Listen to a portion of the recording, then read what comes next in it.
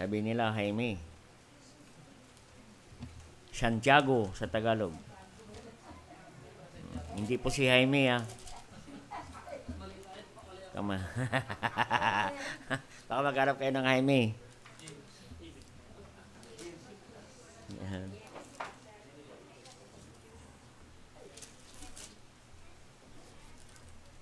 James chapter 1. Sige, basahin natin hanggang 8. Hanggang saan tayo rito. Maganda sana, maganda yung paliwanag dito eh. No? Mababasa natin. Sige, sa 1 to 8, salita nating babasahin. And ako po yung una. James, a servant of God, and of the Lord Jesus Christ, to the 12 tribes which are scattered abroad, greeting.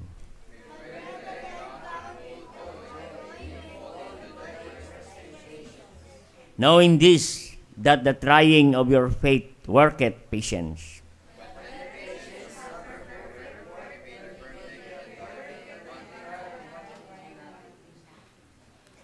If any of you lack wisdom, let him ask of God, that giveth to all men liberally, and upbraideth not, and it shall be given him.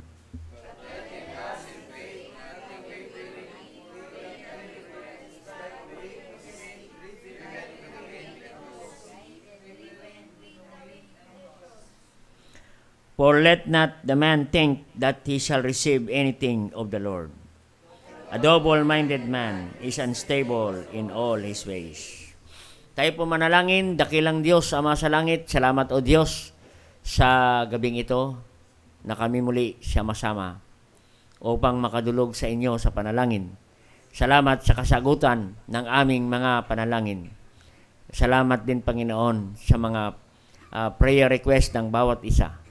At umaasa po kami ng katugunan ng aming mga panalangin, O Diyos. Salamat po sa inyong kabutihan sa amin. Salamat sa inyong katapatan sa aming buhay, Panginoon. At ngayong gabi ay bilang pasalamat sa inyo, Panginoon. Narito kami, Panginoon, prayer with thanksgiving to you tonight, O God.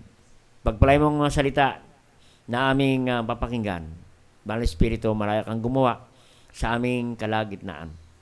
May kami ng tulong and patnubay at nawa ang salita ninyo, Panginoon, ay maging pagpapala sa amin, mag-encourage sa amin, Panginoon, ngayong gabi.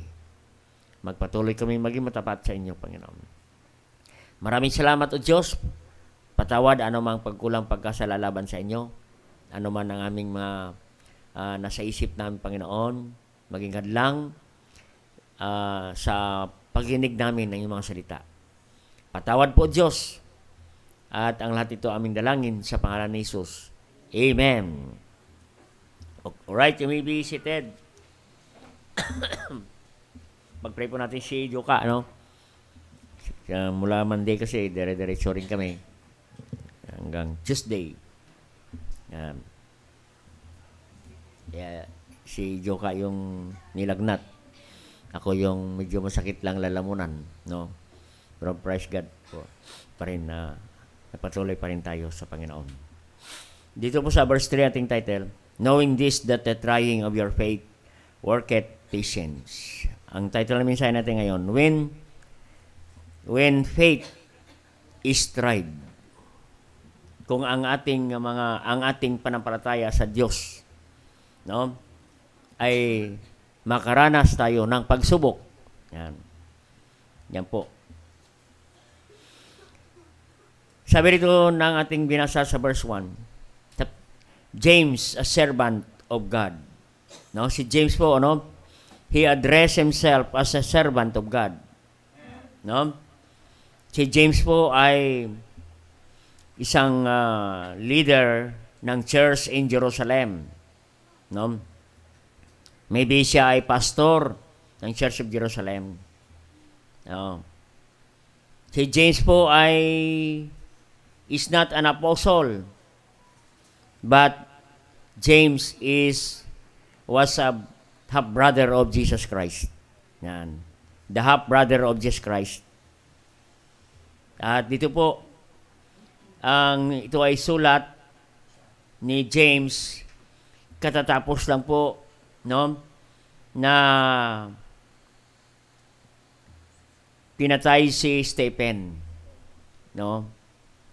Kaya nga sa panahon ni James, persecution, no, ay nag-i-increase. Matindi po ang persecution.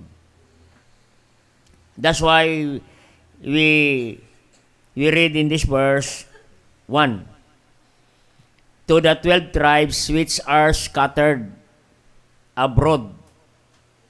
Sipin mo, because of great persecution, no, Christian were scattered. Oo. Nag-scattered sila, no? That's why James wrote this letter to the Church of Jerusalem to encourage Christian in the faith. No? During their difficult time, may mga pagsubok sa simbahan, sa mga manampalataya. No? Hindi basta-basta pagsubok. Pinapatay po ang mga Kristiyano. No? Maging si James, dito po siya namatay. No? Kumaran natin yung history. Si James po ay pinagbabawalan na ipangaral ang ating Panginoong Kristo, ang Ebanghelyo. Ngunit siya ay nagpatuloy ipangaral ang Panginoong Kristo na tagapagligtas. At siya po ay inulog sa templo, sa bintana ng templo. Nung siya ay nahulog na sa baba, buhay pa rin si James. Yun. Siya ay binato hanggang mamatay. Yan ang persecution. Amen. No? Pinipersecute sila na hindi na magsisimba. Hindi na mangaral ng salita ng Diyos. Pero sila nagpapatuloy. Even great persecution and death threat sa kanila.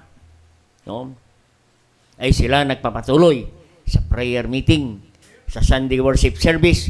Sila ay nagpapatuloy sa lahat na activities ng simbahan. Amen. Ay sa ngayon, walang persecution. Ano ba ang nag-aadlang sa atin na hindi tayo makadalo sa simbahan? Amen. Ito, sa panahon ni James, pinapatay po ang umaattend ng service. Pero sila nagpapatuloy sa pananambahan. Sila ay nagpapatuloy sa prayer meeting. Kaya nga, that's why makita natin, 12 tribes which are scattered abroad. No. Binabati ni James ang mga kapatiran na nagkawatak-watak na because of great persecution. When faith is tried. Amen. So bilang mananampalataya, we are subject to testing, trials, persecution. Bilang mananampalataya. Sabi ng verse 3. Knowing this, dapat malaman natin. Amen. Dapat alam mo na may pagsubok pala bilang mananampalataya. In fact, kahit hindi ka namang mananampalataya, may problema din. Amen. Oo. Mananampalataya ka saka hindi, may problema rin. Mas maganda, may problema, ay ikaw mananampalataya, mayroon kang Diyos. Amen. Yan ang kaibahan. So, mayroong mga pagsubok bilang Kristiyano. Oo. Yan po ang pagsubok, yan po ay bahagi ng ating buhay Kristiyano. Maging ang ating buhay. No. Kahit manampalataya ka at hindi, mayroong mga pagsubok na dumarating. Yan po. That is, trials is a part of our Christian life. Yan. Kaya nga, the trial of your faith. Pag sinabing trial, that is not final. Trial, amen. Try out lang. Amen. Practice lang. Amen. Yan po, no? Pero makita natin, no? Practice lang sila, pero pinapraktisan silang papatayin. Amen. Isipin mo yan, ha? Kamamatay lang ni Stephen. No? He was stoned. He died stoned to death. Pero ang mga kapatiran, nagpapatuloy pa rin sa Panginoon. No?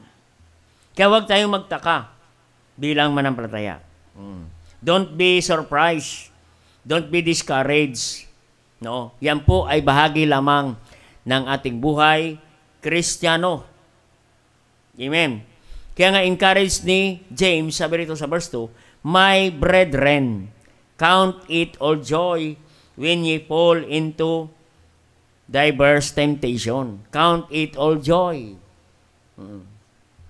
Hindi ibig sabihin nyo pretend na ikaw ay maging masaya, na ikaw ay may kabigatan. Ang ibig sabihin ni James, bilangin mo lang na iyan ay isang pagpapala. Oo. Pagpapala. Natural lang yan na ikaw ay malungkot, umiiyak. Yan po. Pero makita natin, no? Sabi rin, bilangin natin na isang pagpapala yan. No? Isang paraan ng Diyos. Yan. Blessing ng Diyos. No? Na tayo nakakaranas ng mga problema. The trial of your faith. Yan po. The trial of your faith. Ibig sabihin, merong problema bilang Kristiyano. May mga pagsubok, may pag-uusig na ating maranasan. So number 1, makita natin. When faith is tried, number 1, no, sabi rito, count it all joy when ye fall into diverse temptation. No? Ye fall into diverse temptation. So number 1, the possibility of trials. Amen. May posible po ang trials. Amen. Huwag kang magulat. Posible mangyari bilang Kristiyano. Kahit hindi ka naman Kristiyano, may pagsubok din. Amen. Yan po. Possibility. Ibig sabihin, something might be happened. Pwede mangyari sa atin, sa bawat isa. Oo. Yan. Sabi rito, mayroong possibility of trials. Sabi rito, when ye fall into diverse temptations. Makita ito, no? Diverse. Iba-ibang mga pagsubok. At hindi lang iba-ibang pagsubok, maraming pagsubok, temptations. May is, no? Plural. Sabi, knowing this, it means we need to understand. We need to realize that there is possibility of trials and testing in life. Darating ang panahon na may mga pagsubok na tayong harapin. Iba't ibang klase. Kaya wag nating sabihin na tayo lang. Kundi lahat, all of us is subject of testing. There is possibility. No? Yan po. Lahat, we are not exempted. No. Lahat tayo. Oo. Pag may blessing, pag maganda yung nakita natin sa Facebook, mga blessing, ang sabihin natin, sana all. Sana all. Oo.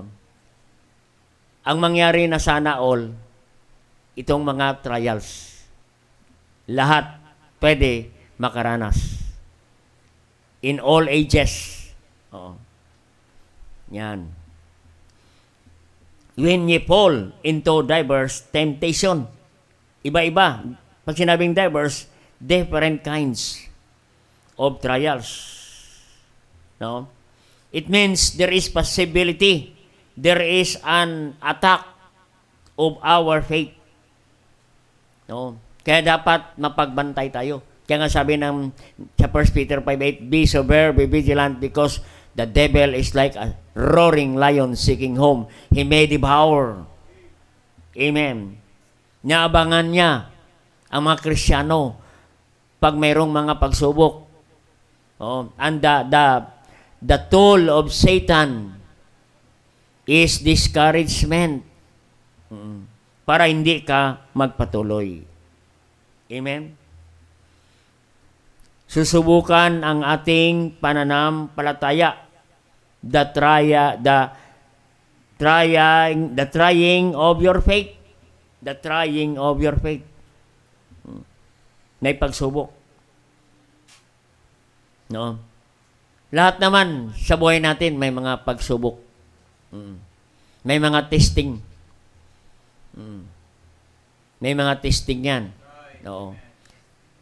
Nag-aaral ka. Laging may testing. Laging may exam. Papasok ka sa eskwelahan, kukuha ka ng entrance. May testing. Kung makapasa ka, nakapasok ka dyan. Gusto mo maging teacher, may testing. Gusto mo maging engineer, may testing. Gusto mo maging accountant, may testing. Gusto mo maging seaman, may testing. Lahat.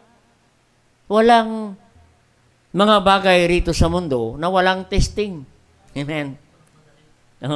Kung mag-drive ka, may testing. Test drive.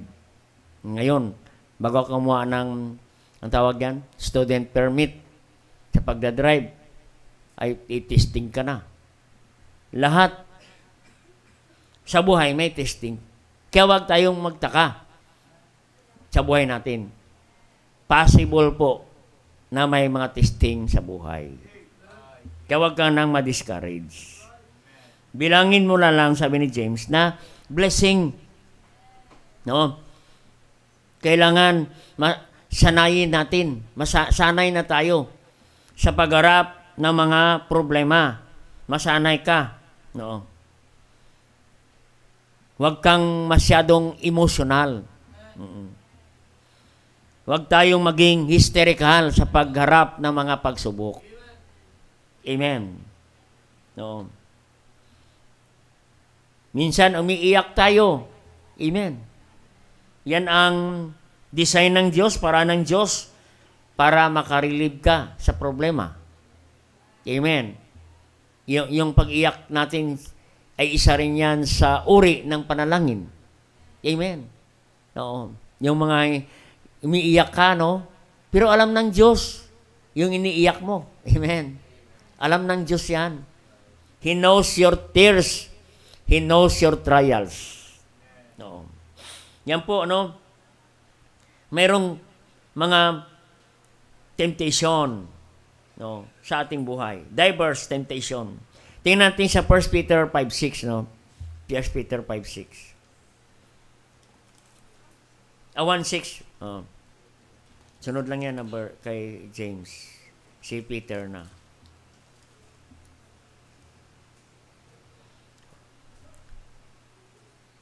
Wherein ye greatly rejoice, though now for a season, if need be, ye are in heaviness through manifold temptation. Heaviness.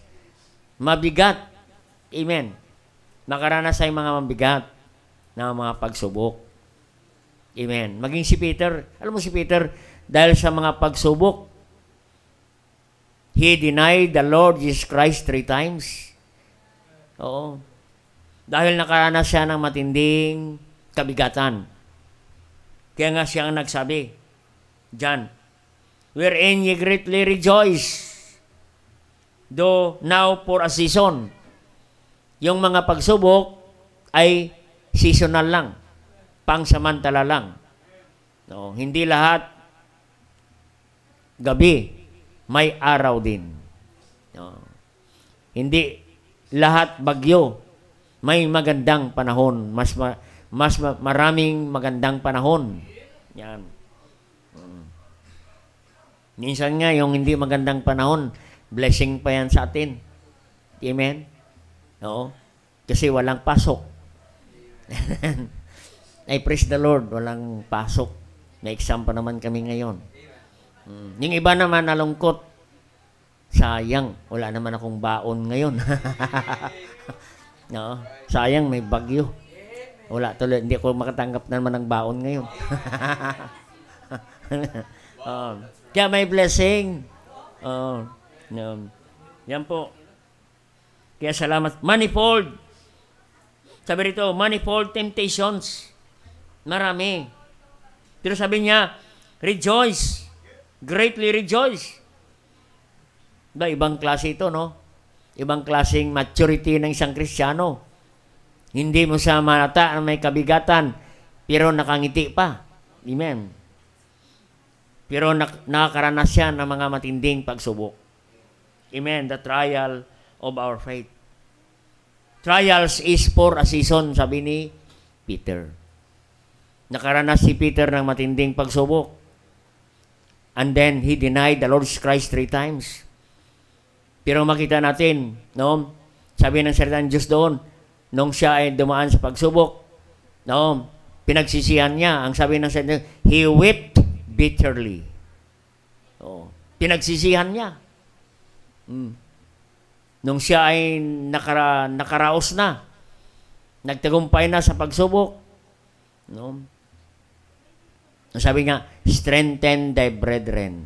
When thou art converted, strengthen thy brethren. No?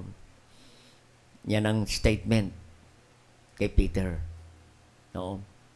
Palakasin mo ang mga kapatiran. Maging encourager ka ng kapatiran pag ikaw ay makalampas sa mga pagsubok. Di ba ganun blessing? Pag makaranas ka ng mga pagsubok, magaling kang counselor. Bakit? Oo. Kasi marami kang natutunan sa pagsubok, nalampasan mo, nakapasa ka. Amen. Marami kang i-advise. Amen. Kaya salamat sa Panginoon. Nakita natin si Peter.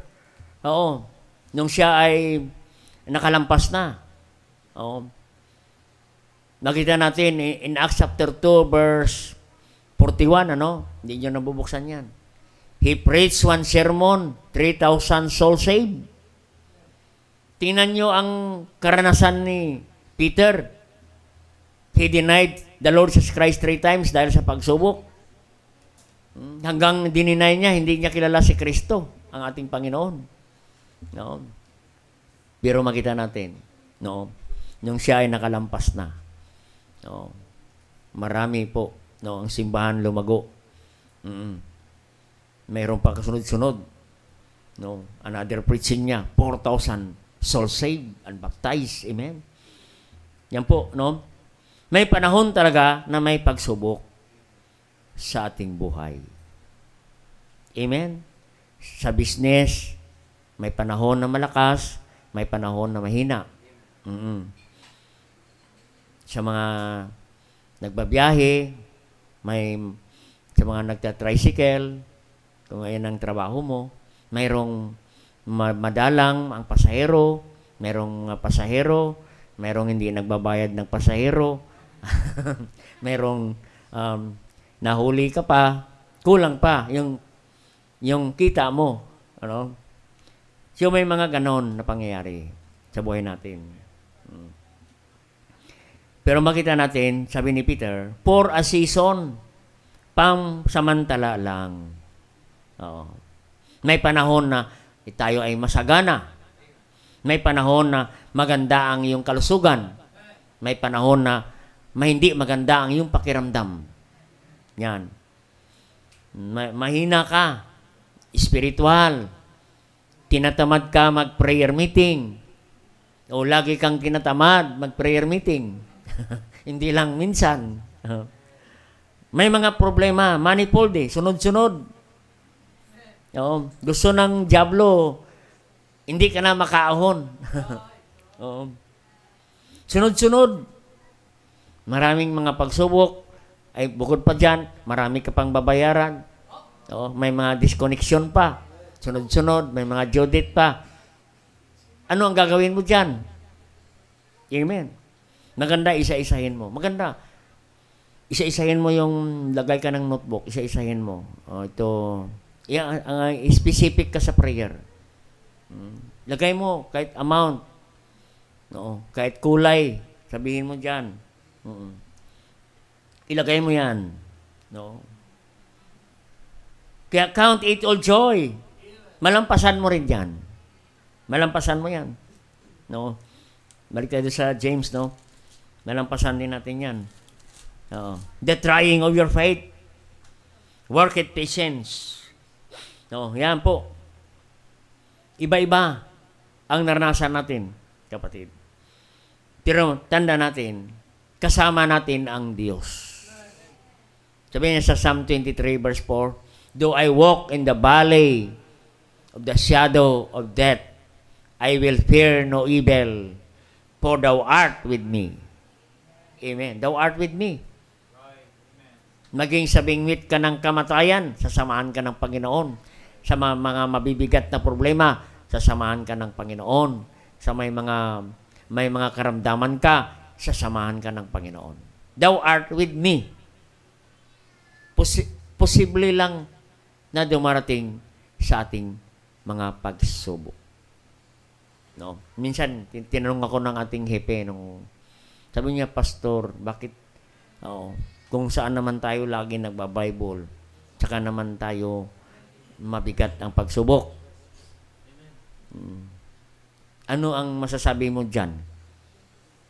Kaya sabi ko, posible naman nangyayari sa isang tao ang pagsubok. Posible yan.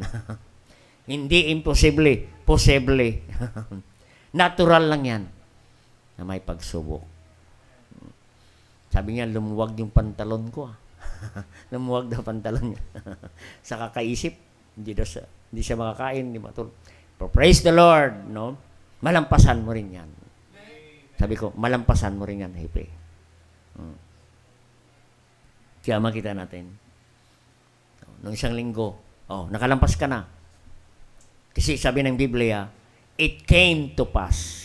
Lagi mo mabasa sa Bible, it came to pass. Malampasan mo lang yan. Amen. Kaya huwag kang ma-discourage. Ye greatly rejoice. Tanggapin mo ng masaya. Tanggapin mo yan na iyan ay isang blessing, kapatid. No? Blessing lang yan, no? Ang pagsubok. Yan. Daming nakaranas yan ng pagsubok. Count it all joy. Natural. Si Paul nga, naglilingkod sa Panginoon. No? Ang sabi niya doon sa Romans 8:28, for we know all things work together for good to them that love Him. I know to be abound, I know to be abased. I learn to be content. Amen? Marami, kung babasahin natin yan sa 2 Corinthians 11 verse 23-27, nandoon ang mga pagsubok ni Pablo na hindi natin naranasan. No? Ilang beses siyang nabilanggo, ilang beses siyang hinagupit, ilang beses siya pinagbabato. Nang siya'y nangangaral doon sa city of Lystra, sa plaza, siya'y pinagbabato. Akala nila namatay na si Pablo. No? But the following day, siya ay bumangon and he continue preaching the gospel. Sipin mo yan, ano? Nabugbog na ng gabi. Amen. Paggising niya ng umaga, tuloy na naman ang ministry niya. Amen. Hindi siya na-discouraged. Kung tayo yan, hindi na kumano. Hindi na. Sakit yung, katawan ko. No? Hindi pa nga tayo nabugbog sa soul winning. Amen. Hindi katulad ni Pablo, nakaranas na siya sa bingwit ng kamatayan. No? Siya ay nalunod sa dagat. No? Nasa gitna ng dagat, nakalutang-lutang sila doon. No? Ang hirap. No? Sila ay nagutom, nauhaw sa gitna ng dagat na walang maginaw, na walang damit, kapatid. No? Maraming pagsubok. Pero ang sabi ni Paul sa 1 Corinthians, sa 1 Timothy 4:7, I have fought a good fight, I have finished my course, I have kept the faith. Amen. Napaglabanan niya yan, ang mga pagsubok. That's why Apostle Paul, he built 52 churches before he died. Pero yan kapatid, siya ay nakaranas ng kamatayan. Alam ba sa 1 Timothy 4:7, yung sinabi niya, in-encourage tayo, I have fought a good fight, I have finished my course. Basahin mo sa 6, my departure is at hand. Amen. Nakaschedule na kong matay bukas. Kaya sabi niya, I have fought a good fight, I have finished my course, I have kept the faith. Amen. Patuloy pa rin siyang nag-encourage hanggang ngayon sa atin na siya ay nakaschedule na sa kamatayan. Amen. No. Nakaschedule niya sa kamatayan. Amen.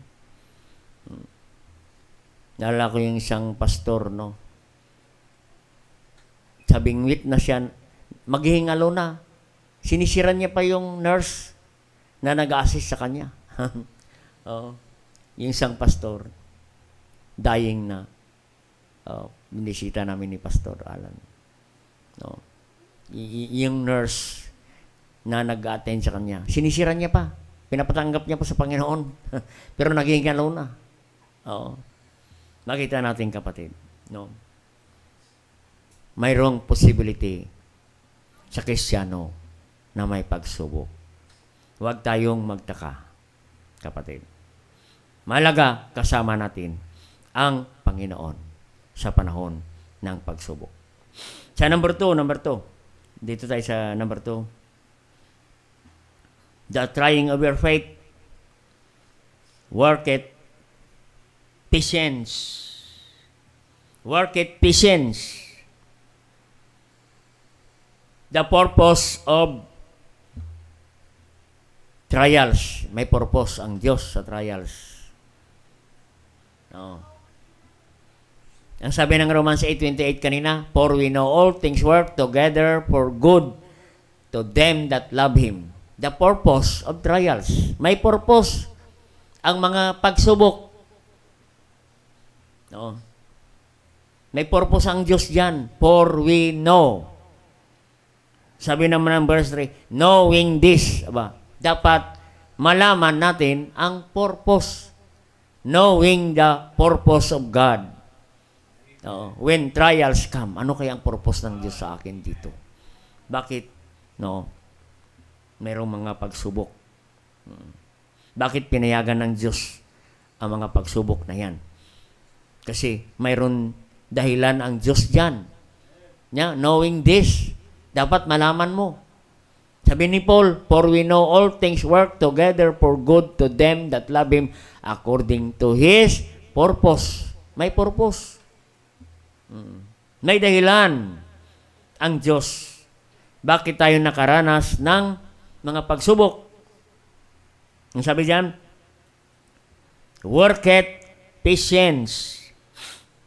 Work it patience. Yan. Ang purpose ng Diyos para masubukan ang iyong pasensya. Work it patience. Yan, patience. Ang mga napa-apply sa pasyente. Alam mo ba, ang pagpasyente ka sa ospital, nakakainip. Ang mga pasyente, naiinip. Yung isang kamag-anak namin, noong namatay na 3 weeks ago, sabi niya, tanggalin nyo na yung mga aparatos ko. Patanggal mo na ang aparatos ko, ako ay uwi na. Ayaw ko na. Naubusan na siya ng patience. Ayaw niya na ng patient. Gusto ko na sa bahay. Ayaw ko na sa ospital. Kasi nga nakakainip. Sipin mo kung punta kayo sa ospital, meron doon paa na nakabitin sa taas. Tinatali sa taas. Ilang buwan niya na ganyan-ganyan. Ay, may inip ka talaga dyan. Nakakainip yan. Amen. Yung nag-aantay ka lang nga, naiinip ka eh. Ayan pa kaya, nag-aantay kang gumaling yan kung kailan gumaling yung sugat na yan. Amen. Buti kung may pagaling pa, ay hindi naman gumagaling. Kaya worketh patience. Sinusubukan ng Diyos kung gaano kahaba ang ating pasensya. Kung gaano tayo ka-matured na Kristiyano. Matured tayo sa ating panampalataya.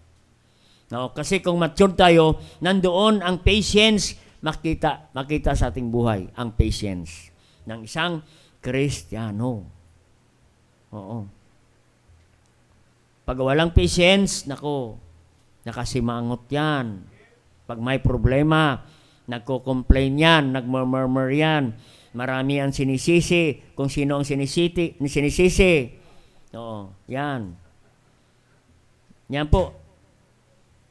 Iba ang Kristiyano na immature at mature na Kristiyano, kapatid. Nakikita niya ang iba. Problema ng iba, nakikita niya. Pero ang sarili niyang problema, hindi niya nakikita. Patience, kapatid. Worketh patience. Subukan ng Diyos ang ating pagtitiis in 1 Peter 2:19 and 20. 1 Peter dyan sa kabila lang din. Diyan natin kunin ulit. 1 Peter 2:19 and 20. Ang sabi dyan, for this is thankworthy if a man for conscience toward God endure grief, suffering wrongfully. For what glory is it? For when ye be buffeted of your faults, ye shall take it patiently. But if when ye do well and suffer for it, ye take it patiently, this is acceptable with God. Kung magsasuffer ka, pag makaranas ka ng problema, kapatid, na ikaw ay gumagawa ng kalooban ng Diyos, gumagawa ka ng mabuti, naglilingkod ka sa Diyos. Oo. Sabi, you take it patiently. This is acceptable with God. Amen. Tayo ay kasama ng Panginoon. No. Ang Panginoong Jesucristo, no, ay ehemplo sa pagtitiis at hirap. No. Sa verse 21, kita natin, for even hereunto we are recalled, because Christ suffered for us, leaving us an example that should follow His step. Amen? Makita natin sa verse 22. Siya ay nalisposta. No? Binubugbog. Pero makita natin, no? Nagtitiis siya. Siya ay isang halimbawa, kapatid. Hindi man lang siya gumanti. No? Nung siya ay pinahirapan, tiniis niya ang kahirapan, sufferings, yan. Lahat, kapatid. Tiniis niyang paghihirap para sa iyo at para sa akin. Amen? Worketh patience. May purpose ang Panginoon sa mga pagsubok. Susubukan ka niya kung gaano ka ka-matured na Kristiyano. Amen? Oo. Kasi makita mo ang immature na Kristiyano, pag may problema, mawawala ang patience niya. Mawawala ang patience. At nagwawala. Pag hindi mature na Kristiyano. Kaya may purpose ang Panginoon sa ating buhay Kristiyano. May purpose kung bakit may mga pagsubok. Sa number 3, in verse 4, James chapter verse 4, but let patience have perfect work. Perfect work. Patience. Patience have perfect work. Ano man ang makita natin, number 3? The process of trials. May proseso. Yan ay proseso ng Diyos to become perfect. To become perfect. Yung process. Kasi maraming Kristiyano, they want product, good product, but they don't want the process. Amen. Ang mga magaganda, may process. Yung mga sasakyan, pinaprocess yan bago maging magandang sasakyan. May proseso, kapatid. Ganon. Natandaan nyo si Thomas Edison, the inventor ng bulb na yan, ng ilaw. Siya nag-invent yan, kapatid. Bago niya mabuo, mapaliwanag yung ilaw na yan, ay inabot siya ng mga 1,000 na failure kung ilang beses sumabog. Yan, kapatid. But he never count failure. He counted as a process. Amen. 1,000 process to produce bulb. Amen. 1,000 process para mapailaw niya ang bulb na yan. Hindi siya tumigil sa mga proseso na kanyang ginawa hanggang ma-perfect niya. And now, we enjoy light. Amen. Dahil sa proseso, ilang try out ang ginawa niya na proseso para maging perfect. Amen. Ganon din tayo, mga Kristiyano. Gusto niya ng Diyos maging ganap ka na matured na Kristiyano. Didadaan ka ng Diyos sa proseso. Aba, ang proseso ay hindi madali. It's not easy. Amen. Hindi easy yan. Anong verse natin yan? Tingnan sa kabila ulit. 1 Peter 1:6. Madali tayo matapos. Tapusin ko na to. May process. Ano sabi diyan? Baka 2 Peter 1:6 niya mo.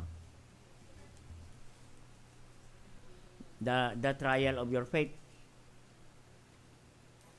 1:7, tingnan mo. Baka 1 Peter 1:7. Yan, 1 Peter 1:7. Ay, tama pala. Tama pala kanina 1:6, no? Verse, sa sunod lang pala yon.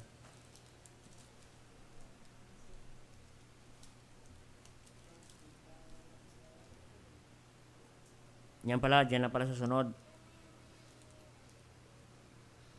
Sabi niya, wherein you greatly rejoice, though on procession. May proseso. Verse 7, the trial of your faith, being much precious than of gold, that perisheth, it be tried with fire, might be found unto praise and honor, and glory at the appearing of Jesus Christ. Amen. May proseso. Naling tulad ng Panginoon, ang isang Kristiyano sa isang ginto. Na bago maging ganap at tunay na ginto, hindi yan basta-basta ang ginto lang, 25 carats, 30 carats, or ano man carats yan, kapatid. Dinaan yan sa proseso. No. May process ang ginto. Ano ang process niya para maging tunay na ginto? Idadaan yan. Periset. Pahirapan. Mahirap. Do it be tried with fire. Makita natin, fire. Idaan tayo sa pagsubok. The fire. Tried with fire. Yan. Fire ang ginto. Sinusunog, inaapoyan. Yan po. Minsan dumarating sa buhay natin para tayong inaapoy. Alam ba, pag inaapoyan ka, may pagsubok ka, hindi ka mapakali. Hindi ka makatulog. Nababalisa ka. Yan. Yan ang ibig sabihin. Tried with fire. Yung fire sa ginto. to separate all foreign object or particles, all impurities, no? Remove impurities. Ganon din sa Kristiyano, kapatid. Dinadaan tayo sa pagsubok, kapatid. To purify our Christian life para tayo maging ganap na Kristiyano at tunay na Kristiyano. Makita si Kristo sa buhay natin, kapatid. No? Yan katulad ng Matthew 5:16. Let your light so shine before men that ye may see your good works and glorify your Father which is in heaven. Makita si Kristo sa buhay natin bilang mananampalataya. Pero idadaan tayo sa apoy ng mga pagsubok, mga problema, kapatid. Dahil mayroong ayusin ang Diyos, kapatid. Inaalis niya ang mga impurities, mga pangit na attitude ng buhay natin. Pangit na pag-uugali, kapatid, na alis ng Panginoon. Para tayo ay isang magandang halimbawa ng isang Kristiyano. May halaga na Kristiyano. More precious than gold. Yan, no? Precious than gold. Yan ang ginto. Ang tunay na ginto, may mas malaking halaga. Mayroon halaga ang ating buhay. No, na dati tayo ay walang kwenta, kapatid, nung dinaan tayo ng Diyos sa proseso, God changed our life. At tayo ngayon ay kagagamit-gamit na sa Panginoon. Si Paul, ganun si Paul, from persecutor of Christian, murderer of Christian, now God changed him. Kaya nga siya nagsabi, 2 Corinthians 5:17, therefore, if any man be in Christ, he is new creature. All things becomes new.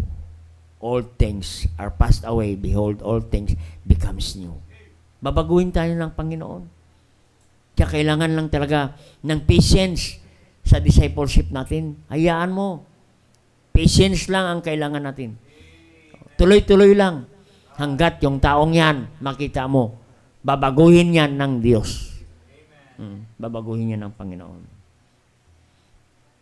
Kaya yun, para makita natin, God allow testing to develop your relationship to God. Amen. To prove your genuine faith in God. No? Para makita natin, kapatid. No? Kaya nga, nais ng diablo, ma-discourage ka. Katulad ni Job, matindi ang karanasan ni Job. Pero makita natin sa Job 23 verse 10. Job 23 verse 10. Yan. Yan, last verse ko na lang yan. Job 23 verse 10. Oo.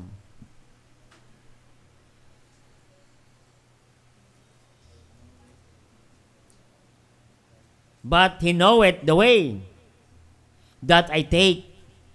Even he hath tried me. I shall come forth as gold. Amen. Nakaranas si Job ng pagsubok. Maging ang kanyang kaibigan, nawala na ang kanyang kaibigan, nawala na rin ang kanyang asawa. In fact, sabi ng asawa, sumpain mo na ang Diyos mo. Tingnan mo naman ng itsura mo. Oo. Pinahirapan ka na ng Diyos mo. Oo. Pero,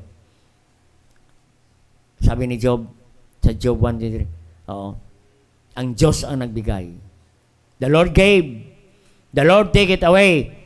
Blessed be the name of the Lord. Because Job know it the way. Sabi niya, he know it the way that I take. Alam ng Panginoon ang aking pinagdaanan. Alam ng Panginoon ang aking mga pagsubok. Alam ng Panginoon ang aking mga kabigatan. Pero sabi niya, yan ay pagsubok lamang. I shall come forth as gold. Hayaan mo isang araw, katulad ako ng tunay na ginto. Amen. Si Job pa rin nagpapatuloy sa Panginoon.